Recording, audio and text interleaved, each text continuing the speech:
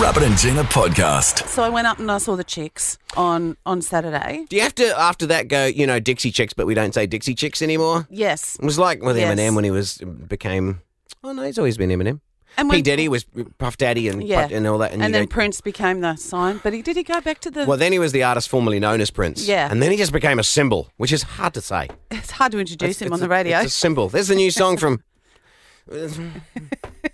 I'm doing I don't know if you can see that. Yeah, I'm drawing it in the air. It's the artist formerly known as Prince. Yeah. Well, the Dixie Chicks changed their name to the Chicks. It was for political reasons. Right, a while ago now, yeah. A fair while ago. Apparently, there was another girl group called the Chicks somewhere, maybe in Sweden or something. Oh, no. And they had to contact them, and I think they bought the name from them, and needed their blessing kind of thing because they needed to obviously a blessing. Their blessing, Yeah. they're okay, good, yeah. But I think they actually paid them for the name. I don't know. Oh, I would how think much so. or whatever. Yeah, because these girls obviously had to change the name and they couldn't have the, the what do you call it? Where you The C in the symbol. Yes. In the Thank circle, you the for reading trademark, copyright. Yeah.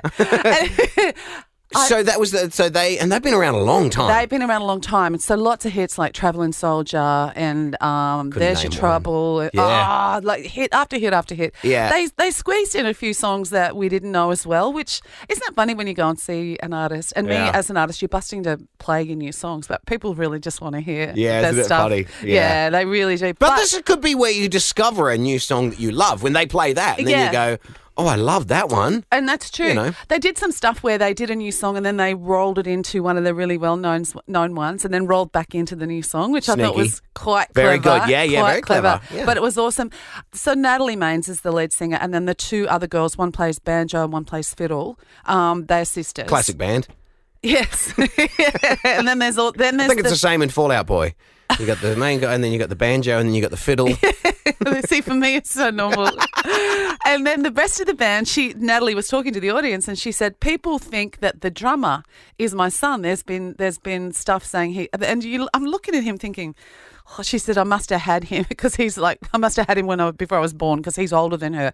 She said, but he's this crazy guy. He's got this kind of headband and this crazy hair and like he People think, no, they don't really think. Well, she said there'd been some stuff where they had assumed that he was her son, but she said, I'll tell you who is my son, and it's the guitarist. Oh, and no way. Oh, you're a country singer. I'm a country singer. Your son plays in your band. My son plays in my band. That's cool. And I'm like, I've always loved her a lot, but I love seeing that, where you get the joy of, I understand what that feels like to be on stage with your own child. And I always say, if I'm doing a concert, the people on my right where Jacky is, my son Jacky, get a lot more of me because I'm looking proudly at my own son all the time, the love that they can see in my eyes.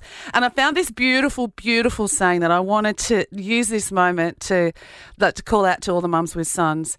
I closed my eyes for but a moment and suddenly a man stood where my boy used to be. I may not be able to carry you now in my arms, but I'll always carry you in my heart. You've given me so many reasons to be proud of the man you've become. But the proudest moment for me is telling others that you're my son. So I know, look at me crying. There was no way you got like half a word into that. But it is, and I could feel it for her, when she was so proud to go, this one's my son, and I know that feeling. And as a mum, and you love your son to know that. Absolutely. I wasn't going to cry, Rabs. Oh, I think you were. Beautiful. The Rabbit and Gina podcast. I'm always astounded at all the different jobs there are in the world, all the different types of businesses. Sometimes you see one and you go, who thought that up? Yeah. And I've thought of one. What is it? And I don't think anyone's thought of it. I'm sure someone's thought of it. Actually, now I think about it more, it's probably a thing. Sometimes this happens with you. You come up with brilliant ideas. Sometimes. Fair bit. Every ideas. time. But I don't know of this existing. Okay, I haven't Googled it. Pretty sure if I Google it, I'm going to find it straight away. But I don't think it exists on the Central Coast. What is it? All right. So, I've got ideas for in shopping centres, okay? Yeah. Oh, you're back scratching. Yeah. So I got a back scratching booth. Yeah. I would pay $1 a minute for that. My husband would as well. He loves a back scratch. And I get tired of doing it all the time. I'd send him down the shops. Really wanted a massage on the weekend, but I didn't want to spend the money. Yeah. So I was going to offer my wife like half the amount that I'd pay in a There's a new place down the road from my place that I want to go to for a massage, and Sav reckons it's a bit. How's your father? Maybe the word she used. I don't think she whistled. She used other words as well that I can't use on the radio. And I said, no, it's not. And she said, what do you think the flashing lights are about? I'm like, to get my attention to let me know the place is open. It's got the flashy lights around the word open. That businesses have that. Does that mean something? Nah, she thinks it does, just because one or two do.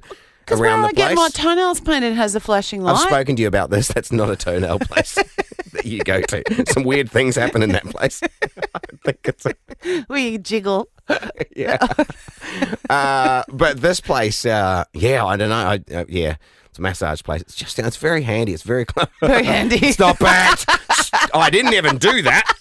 Didn't even mean that. You jumped right on. You didn't? And for those who don't know, Gina's making a joke about the fact that it's a massage place. And so, obviously it's a hands-on kind of job. But anyway. You're not digging yourself out of that. I'm just saying, that's what, obviously massage is a hands-on kind of job. Yes. That's why Gina laughed at the hands part. Anyway, my wife said, she thinks it's one thing, I think it's the other. And I said, well, there's only one way to find out, isn't there? Exactly. So anyway, booked in at 2:00 today. Not me, her. So let's go. Anyway, that's not my business idea. No, that's already been taken. That has been taken. It's one of the oldest businesses on the planet. But possibly new in my suburb, area, just down the road there. Yeah. That's so funny. I had no idea. I don't know. Anyway, that's not my business idea. No, what is that? So you got the back scratch booth. You've got the hair playing booth. Playing with your hair I would booth? go to a hair playing booth. Yeah. Absolutely. Yeah, I wouldn't. That's not one for me. No. I don't know if that shocked you or anything. You seemed speechless when I said that. And then these are just little booths. Yeah. Little booths like the little clothes ones, it's the such phone a good fixie idea. place, something like that. Yeah. God, I'd sit down for a back scratch. Yeah. Oh.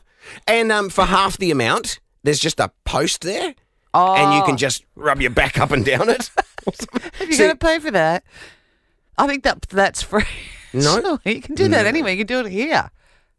Yeah, but it's not the same. This would be a specifically designed. Spiky, a little it's bit got spiky spiky bits on it and stuff. Okay. Yeah. Okay. Anyway, it's not terrible. What was the thing? I came up with another idea last night. It was something that was free and didn't make any money at all. And my daughter said, "Oh, you should go on Shark Tank." And I was like, "But it doesn't make any money. I don't think they're going to invest in this particular idea." Right. All right, the business that I saw now. It's a slight branch off from one that I did actually see, and it was up on the Gold Coast when we were up there on holidays.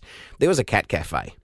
And you'd pay to go. They had like one cat in reception, and it was super friendly. And you pat and you go, "Oh, look good." And then you look through the windows, and there's all these people sitting in there reading a book, having a cup of tea and stuff. And there's about 30 cats. Oh, see, that's in this place. I could not walk in there. No, it's like people are scared of birds going into an aviary kind of thing. That's right. Yeah, no, and we wanted to go in, but it was like $25 a person or something. Just to go in? It's going to cost us $100 for us to go in and sit with some cats. That's crazy. Stupid. They should pay me to sit with the cats. Yes, you're just looking after their cats for them. That's all it is. People have dropped their cats in on their way to work. It's cat daycare. And then someone's going, hang on a second, I can charge people for this. A puppy cafe. Now This is my idea. that is a good idea. A puppy cafe. Yes. Or just dogs in general. Don't have to be little puppies. Friendly one, just friendly ones. Just a cafe full of Labradors and Golden Retrievers and Groodles. I think it's such a good idea. So you turn up and you go, now, not too expensive. That was silly, $25. That's too much. It drove us away. Yeah. $10. Yeah. I'd go $10. I'd pay $10 to go and sit in the cafe. Yeah. And maybe you get a cup of tea as part of that, as part of your $10. Yes. Yeah, I don't drink tea, but anyway, I'd take it. Because I get one more money's worth. Well, you get a puppuccino and give it to the dog. A puppuccino. Yeah. Oh, you can choose whether to have the cup of tea for yourself. Yeah. Or a little bowl of milk, of warm frothed milk. Yeah. For the dog. Puppuccino. Puppuccino. Yeah. Yeah. So I'll be opening that up soon. I like it a lot. Oh, and my God, you've just expanded on the idea. Just be clear, you're not part of it. But one of the founding members, but you're like a silent partner. Okay. Yeah, but you say stuff, but you don't get paid. Okay. And but yeah, so I'll charge people for them to drop their dog off to me for the day, and I'll look after their dog. See? And then I charge people to come and hang with these people's dogs. Massive money-making opportunity. I think I think it's brilliant. Thank you. Yeah, no, I like it. Find the number for Shark Tank. I'm going to get investors. I reckon. Yeah, start up my puppy cafe. I think it's a great idea. It's a great idea. I'm not going to Google it because I know I'm going to find out that it exists. The Rabbit and Gina Podcast. For more great comedy shows like this, head to novapodcast.com.au.